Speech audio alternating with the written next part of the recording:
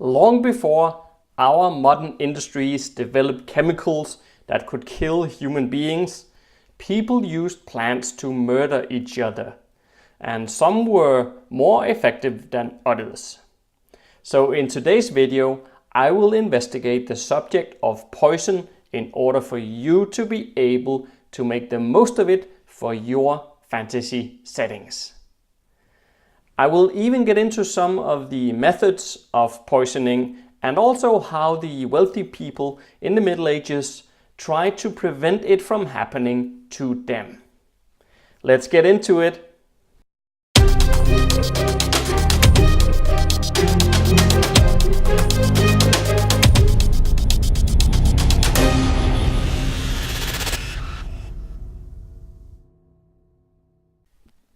Hi guys, my name is Jesper and welcome to the Fane of Fantasy. This channel is all about giving you inspiration to master your craft and create fantasy that will truly immerse your audience. So welcome to this new video series as well. I've entitled it a fantasy setting, and I will use this term in its broadest term, or a broader sense, and include different video topics in this area, which in its own right cover what you might find in fantasy settings. One of these is, of course, poison. People being poisoned at the royal court has become, and will probably have been for a while, a very well-known trope. So in order to make use of something in our own settings, it's always good to gain a better understanding of it first, so that's what we're gonna try to do here. Well, humans being humans, it didn't take long to use poison to kill one another as soon as we found out that this was actually possible. However, if you use the same trick over and over and over again, people would catch on, so certain poisons quickly fell out of fashion. Now, I think this is the first fact that we need to consider for ourselves and our own fantasy settings. If a certain poison in your setting is well known and often used, wouldn't there be safeguards in place to prevent being poisoned from it? Well, for now, just keep that in the back of your mind, and I'll come back to some of the ways in which it was attempted to avoid being poisoned. Let's cover some of the classics first.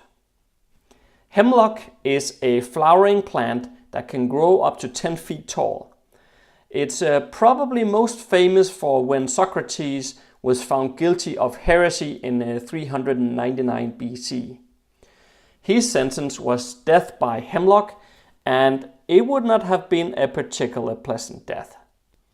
Because hemlock acts as a paralytic that keeps the mind awake while it takes out the muscles and then shuts down the respiratory system, basically until you suffocate.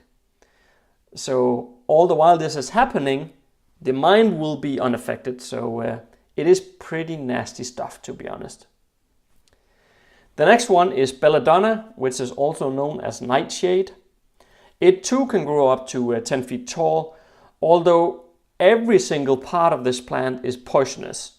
And neither leaves, berries, or the roots themselves should be handled if there are any sort of cuts on your hands.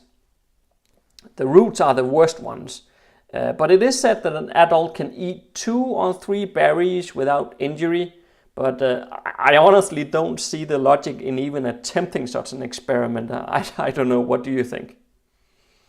A famous tale about nightshade is that Macbeth supposedly used nightshade to poison an army of Danes who invaded Scotland. I'm not really sure why my countrymen would fall for that, so I choose to believe that it's nothing but a legend, of course. There's also strychnine, which was found in Asia and Australia and will, much like hemlock, paralyze its victim. And then let's finish up with arsenic. I don't know, this video topic suddenly seemed so, it seems so dark and sinister, but I'm way too deep in now to stop. So anyway, arsenic kills by inhibiting the production of necessary enzymes and was quite popular in the Middle Ages as it was easy to procure and the symptoms resembled those of cholera. In ancient times, poison was used on hunting weapons to quicken the death of enemies or prey. And as the advantages of poison became clear, it moved into warfare as well with poisoned arrows and spears.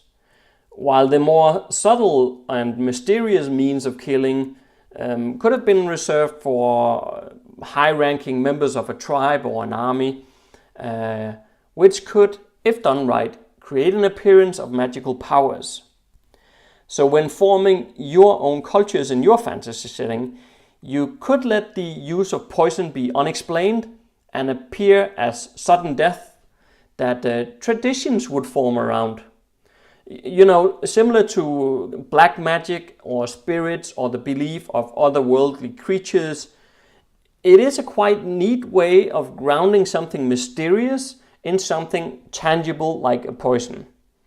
So an inner circle will know that this is not real magic, it's just the use of poison, and they would probably use it to sway the common folks in their direction and bend the will of everybody else to their needs. What did people then do to prevent being poisoned? And is there something you can take away from it and apply in your own fantasy setting?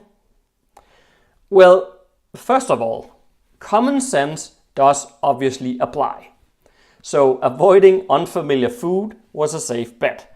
You know, often meals with uneven textures like soups or stews with a strong flavor, those would be prime candidates to hide the taste of poison. So to this end, we have the famous tasters. You know, those guys who taste the food before the king and such. It was in fact not uncommon for the nobility to employ someone to taste their food for them. But, as we already learned, the sneaky one will use a method of the slow-acting poisons instead. Or even more sneaky would be to use something that required repeated doses and then off the victim over time. Alright, let's look to some of the more obscure methods of avoiding being poisoned. How about waving a gemstone ring over the food or dipping it into your drink to neutralize the lurking poisons?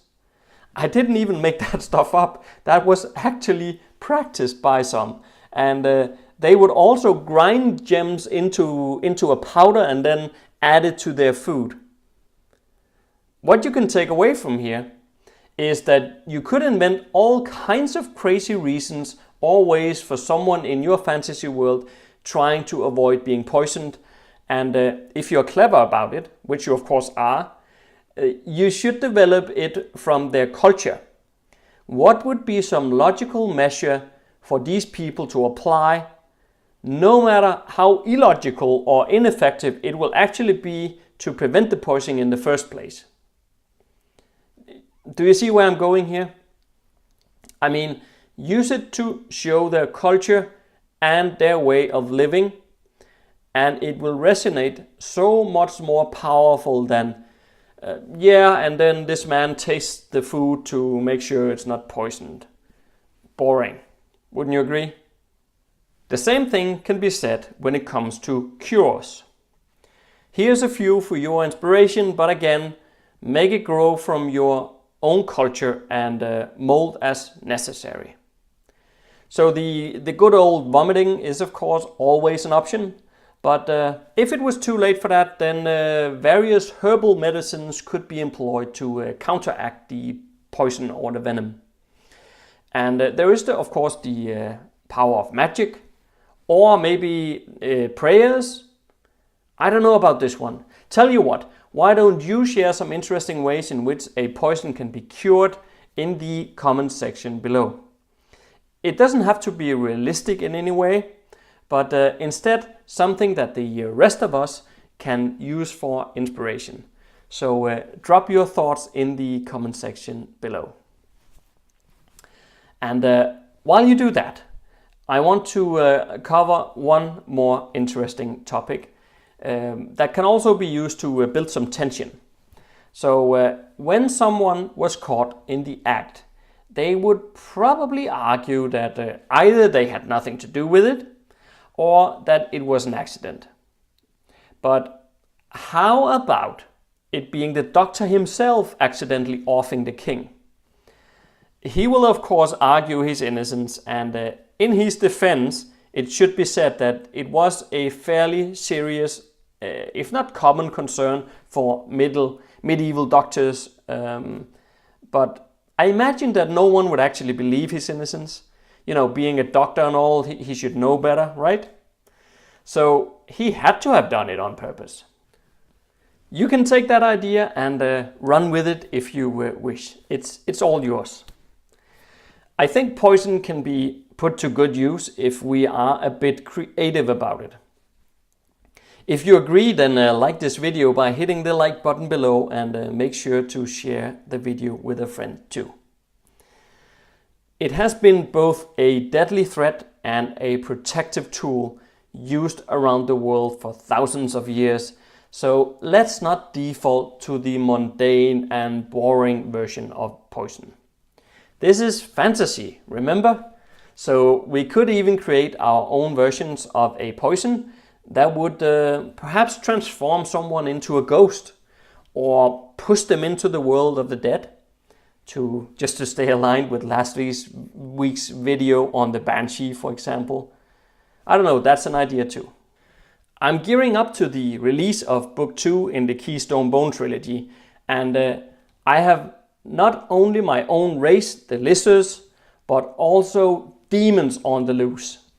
And the Magio order, which I covered in another video, I've added a link right here on the screen to it. But the Magio order is in decay. So the race for the Keystone Bone will continue, and I can promise you that things will only become darker and darker in this installment. In celebration of the release of Degradation, which is the title of book 2, I'm actually running a launch contest with some pretty cool prizes. I've added a link to the launch contest in the description field below in case you want to check that one out. Alright, let's wrap this one up. If this is your first time here, then make sure to subscribe for more fantasy every single week.